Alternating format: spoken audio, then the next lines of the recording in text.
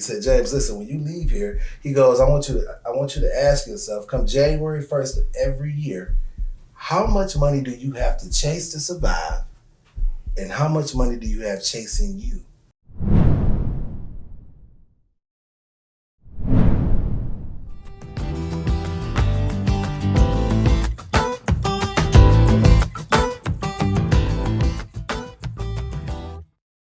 What's up, fam? Welcome to Talk Time again. You know who I am, Eric G. Williams, but I go by the name of E.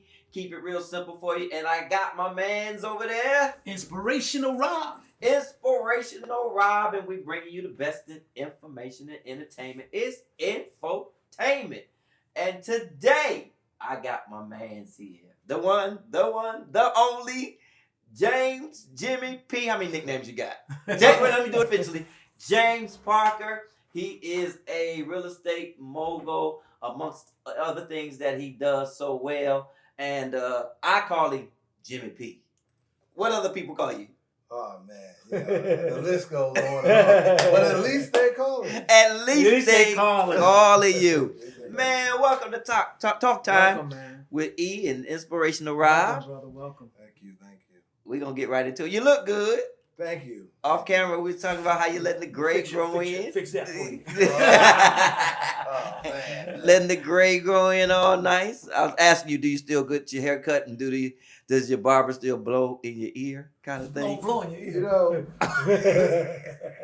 You know, you just gonna start out. I'm gonna start out like that, man. Oh, man. I mean, you told me about that. He's like, he cut you off, and then you're like, So he doesn't blow in my ear.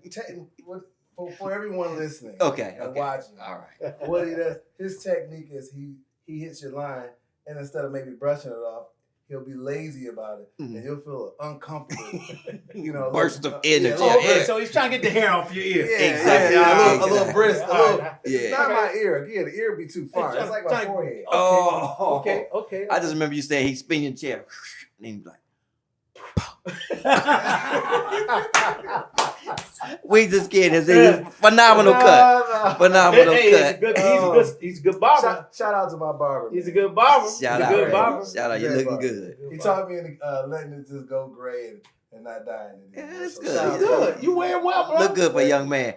Hey, so you got a compelling story you want to get to, how you got to be in the real estate, and that's what you're doing now. But your story is you went from zero to hero. All right. Yeah, the zero didn't feel that good. Walk me back to the zero. So How did being you a get hero was the only started? option. Walk me through it. Tell me about the times you felt like you was a zero.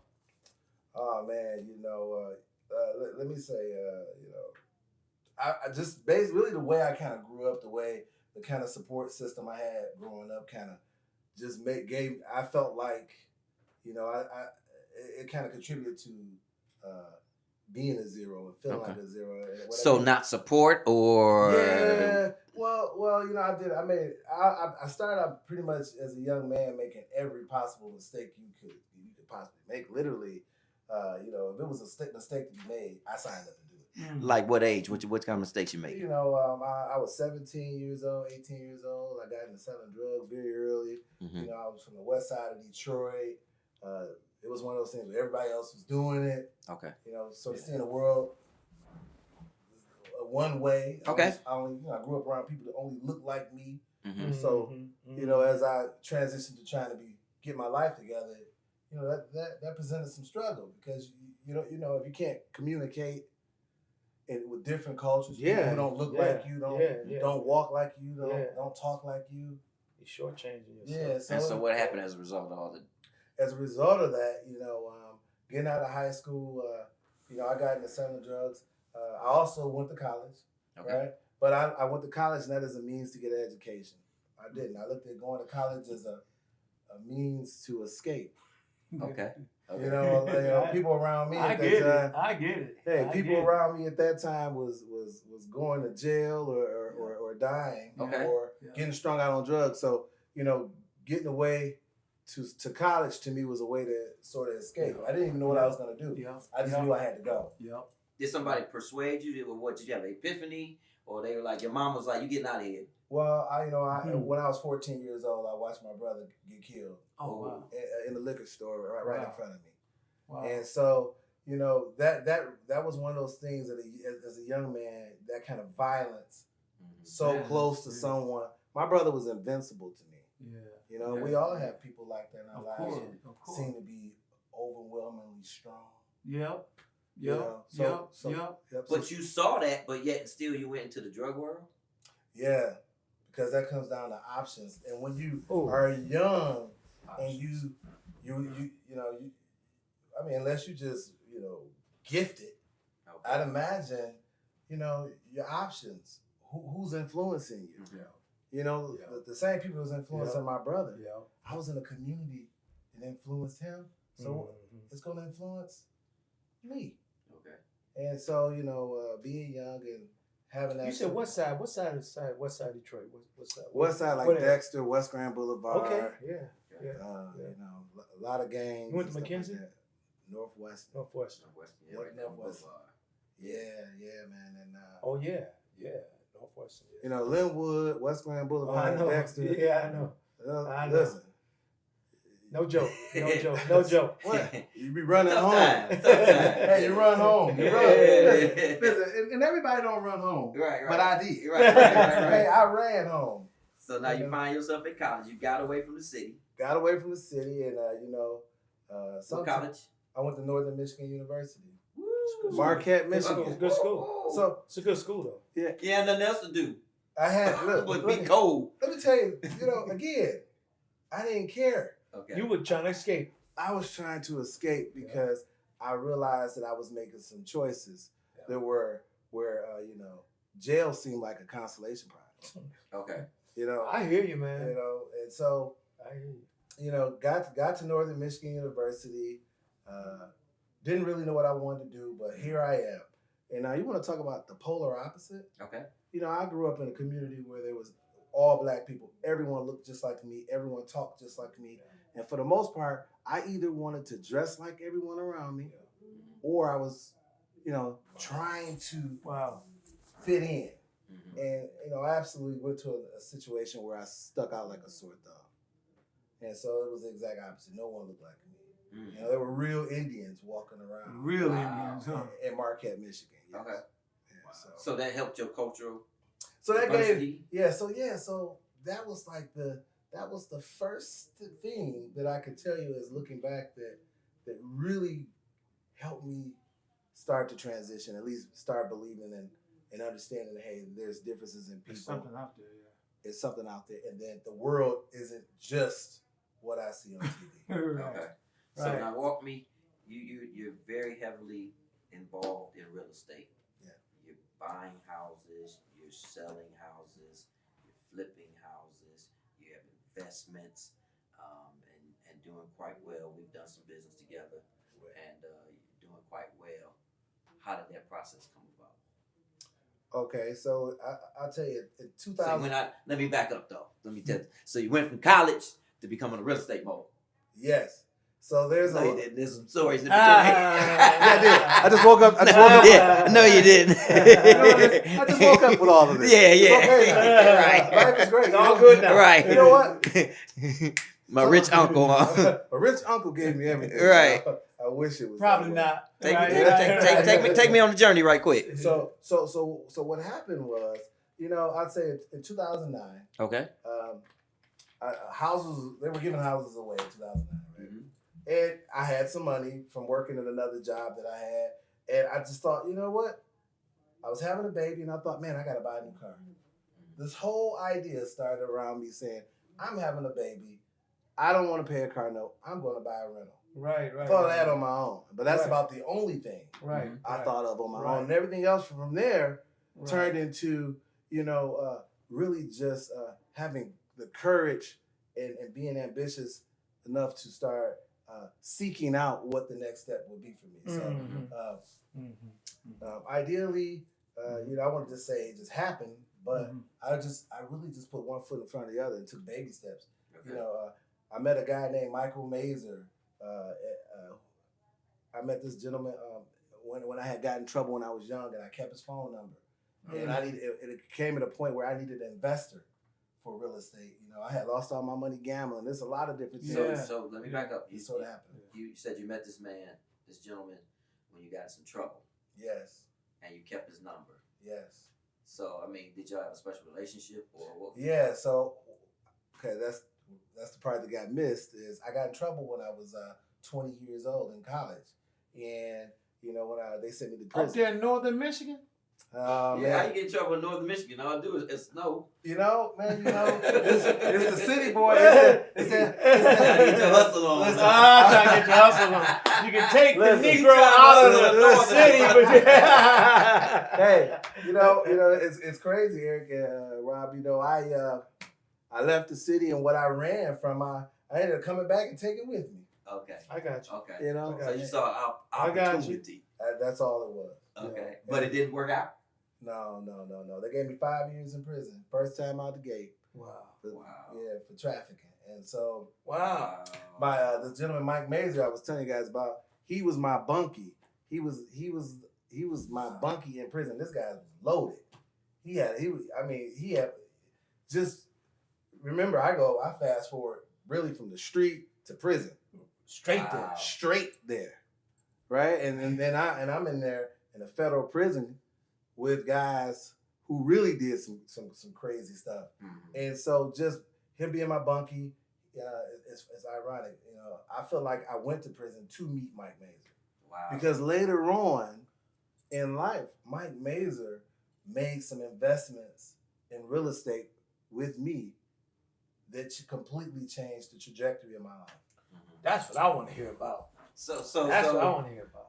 I have a mantra that says, every day I can learn something. Mm-hmm. Every day somebody can teach me something. Mm-hmm. And every day I learn something, I benefit. So you in prison and he's Here's teaching another you one. something. Yeah. So even though you're locked down in confinement, you open to learn. Yeah, I'm open to learn. Okay.